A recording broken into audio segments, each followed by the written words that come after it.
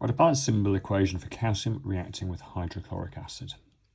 Okay, 3 marks for this. 1 mark for the reactant product. 1 mark for the reactant formulae, 1 mark for the product formulae, and then the final mark for the balancing. So there's 2 out of 3 marks for formulae. It's essential we get these correct. So calcium to start with. Check the periodic table. Calcium over here, group 2, capital C, little a. Again, we have to write these correctly. Capital C and little a. Do not get the capitalisation wrong. So calcium's an element, hangs around on its own. Okay, it's going to react with hydrochloric acid. So you just expected to know the formula for hydrochloric acid.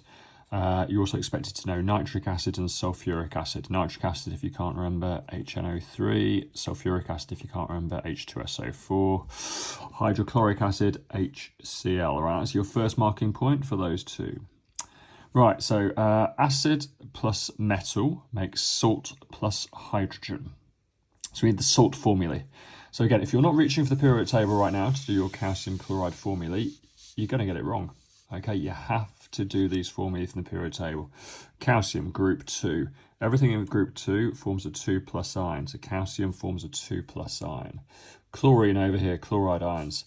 Okay, group 7. Everything in group 7 forms a single negative ion. Okay, so we've got calcium 2+, chloride negative. Okay, now in compounds, these positive and negative charges need to be equal but opposite. So these are not equal because this is 2+, and that's 1-. So we need more negative to balance it out. Now I've got 2 positive and 2 negative. Circle off the ions, 1 calcium, 1, 2 chlorines, 2 chlorines. So our formula here is CaCl2.